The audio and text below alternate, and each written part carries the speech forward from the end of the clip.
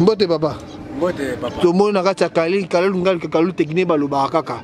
Ozo sala ba biloko to moni ozo sala. Ah, maître, o eza penza kala ingangwa. Eza boulot ya banzungu. Ndenge siko to sunga ba congolais. Donc eza ba formule mo euta na ba RCA. Biso pe na RDC de to dai apte to ki métier. Nous avons travaillé pour la population. Et là, on a matière. Bon, matière est en aluminium. Aluminium. Nous avons aluminium. Et puis à part aluminium, nous avons ma belé oil. À part ma belé, nous avons ma caisse. Il y a des secondes et tout ça là. Que na ba élément nyon soyo, na ba lutu. Donc tout ça la forme c'est quoi ya nzungu. So tout ça les formes bo na ma belé. To longoli siko oyo. Ne to longo la wana sikoyo tanto longoliye to kozongisa lisusu oyo tanto tozongisa oyo donc pour épaisse sikoyo forme ya nzungu to couler to zi matière wana to couler et bimi sikoyo nzungu formule les abon donc e bande o banana nini boso bon e bandele na biso tozana mabele to tie na nzungu to sala ka forme apamba OK à part forme wana tozana nzungu oyo kuna totia yango na moto po tolamba matière na biso aluminium tango siko yango ekomi rouge eteli toye na yango tozwi na pince nde siko tosopi yango tokosala pe exercice wana tomona yango papa oyo eza tv eza radio te donc eza wana jeka toye na façon oyo tozwi awa tango tozozwa nde sikoyo tokende nango ntina mopanzi wana posikoyo tokule awa nde eza nde kula esika nde nzungu sikoyo ebima mais soki nasali sikoyo ebima te mpo nani eteli bien te wana ezaka formule nayebi te soki motuna mosusu ezali motuna ezali sikoyo maboko ebimaka ndenge nini mpo forme na nzungu na maboko nango mbala moko ezalaka na kati maboko sikoyo ebimaka nango forme kaka ndenge biso tokosala dessin nango tokosilisa dessin okobimisa mpe maboko na ye obimisi donc forme ya nzungu mobimba bon tomoni sikoyo awa boza na machine ya neti manivelle mosala yango nini bon manivelle oyo ezali mpona kosoutenir biso donc force mpenza ya kobelisa matière eza nde sikoyo moteur oyo donc ntango sikoyo ngai nazotourne ye sikoyo azokotisa mopepe azokotisa mopepe mpo abelisa sikoyo biloko donc so natiki c'est-à-dire moyen peut à travailler fonctionner exact ben ça non bano balo to mo ningi esala ndio siko zo mo wa ndio siko na opelisa voilà moto ndio siko yo aussi ba arana kuna ben wa to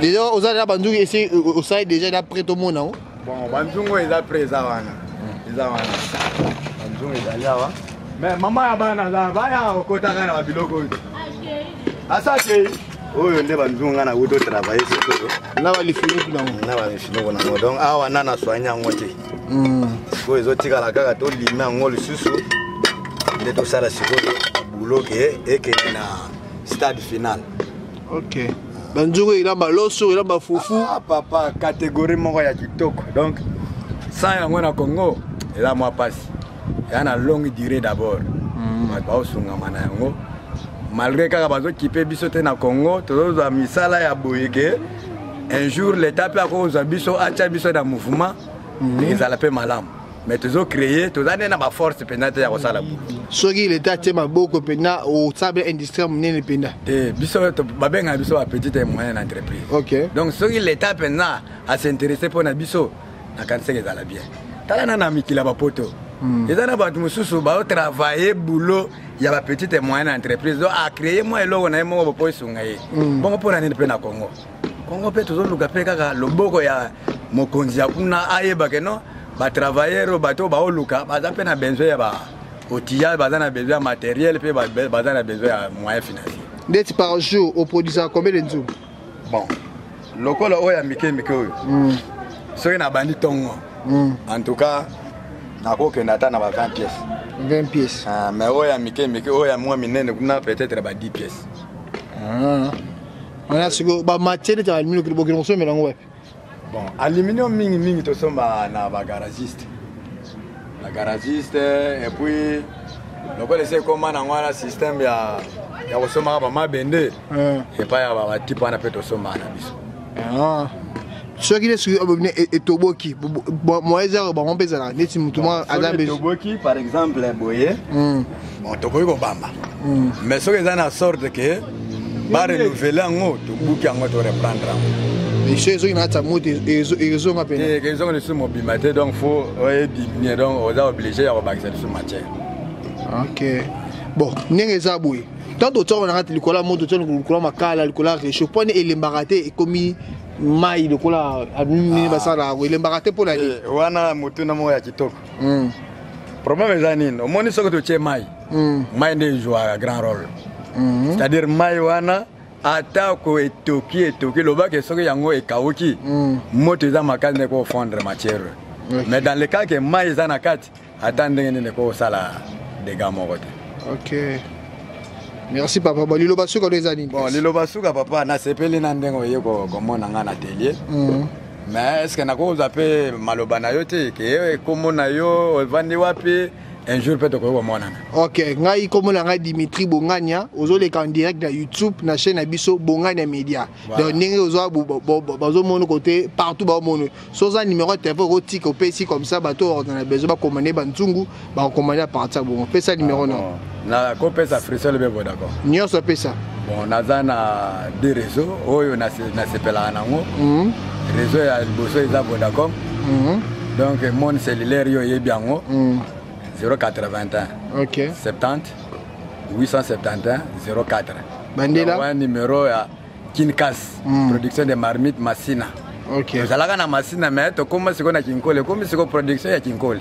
Ok donc 081 70 871 04 ya Frisel. Bon ya Frisel mpe eza réseau nasepela nango mpenza donc ya trop nakozala na unité moke mais ezosunganga mpenza na bapele naza na 090 21 698 99. Équipe nous équipe à combien? Vous travaillez à niveau famille, tous ans, vraiment eza boulot familial. Boulot familial. Eza boulot familial parce que to boy na biso ba mindono papa. Nazo za moi 100 francs mais pour engager ce que bato belé que oh non ba ya basunganga eza la moins difficile. Oyo mwana liboso ye wana. Donc prêtre nenga za wana Arnaud le Bogar. Bon, à part y a une petite sœur à l'année, il y a un logre qui n'est pas petit monsieur, mais mère n'a zate, mère ne m'a pas vraiment na boulot. Ni t'étais mère en tout cas dans ma part. Ba petit ba quoi boycotter na bango, mais mère ne se koyo. Asala que non malgré ni ça les zate na Congo, mais asunganga poete to sunganga libota. Na muso bene yo sunga bene libota, bana ba au classe ya bana et futama ko lia peka na musalo. Papa. Donc ça y a le but que yangote c'est-à-dire naza odaye na vivre aka na ba métier nanga à part métier oyo na sala pe métier ya construction mais oyo ndé za base na bandaka ndé na oyo. OK merci papa to sepeli na sepeli pe papa en tout cas de bonnes choses ça là que au publier lo gango de façon que un jour dans me pe ako sala de miracles na yena ndenge ya salaka. OK merci papa. Papa na sepeli mingi en tout cas OK ne malamu mais ko bossa na bisoté. Donc lokolo za moto ya media musala no ezaka ka omoni saka biso na libanda. Donc e osali loko moko ya bien nzambe abatela yo. Tu as fait ce biso lisu ma copie belé to ko fota. Merci papa.